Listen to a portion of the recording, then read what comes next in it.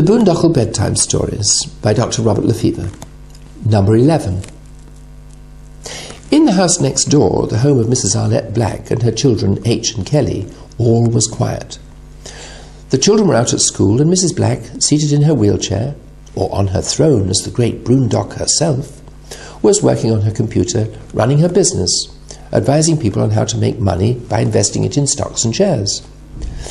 As she'd once said to her children, "People sometimes think that what I do isn't a real job, like building things or making things, but they should try doing what I do. If I make a mistake, people don't ask for my advice again. And I wouldn't be able to look after myself or you. I would have to live on what the government give me. I don't like that. I want to do the best I can to look after myself." H and Kelly didn't really understand her when their mother spoke like this. Grown-ups can have funny ideas at times. And they didn't understand why their mother didn't like them to read fairy stories about frogs turning into princes, or little girls having fairy godmothers doing magical things so that they got married to princes, or stories about something coming true simply because you wished it. Most of all, she didn't like stories that encourage people, any people, even governments, to steal from the rich and give to the poor. Because, as she said, stealing is wrong, whoever it is that does it. "Real life is hard, I should know," said Mrs. Black, "because I've had to make my own way. My life isn't a fairy story." H and Kelly find this all very puzzling. They love their mother very much, and they know how hard she works to pay for the extra things in their lives, such as books and computers, not just toys and games.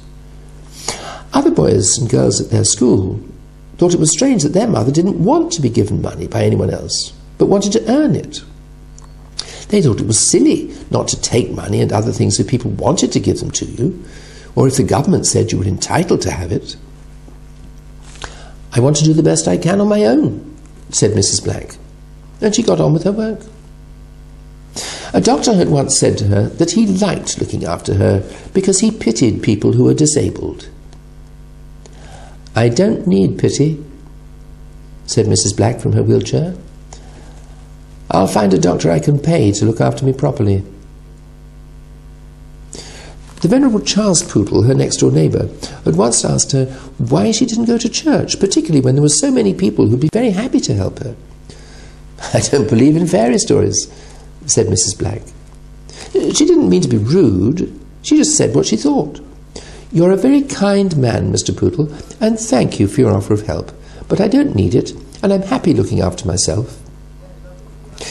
The Venerable Charles Poodle didn't really understand this. His whole life is dedicated to helping people. He's a nice, kind man. But it seems strange to him when people who need help don't want it. He knew very well that there are plenty of people who don't really need help at all, but are always asking for it or demanding it, saying what they need and what they must have and what someone else, particularly the government, should do. He likes Mrs. Black, but, like other people sometimes, he finds her ideas a bit difficult. "I am difficult," said Mrs. Black brightly. "I think for myself." To be continued.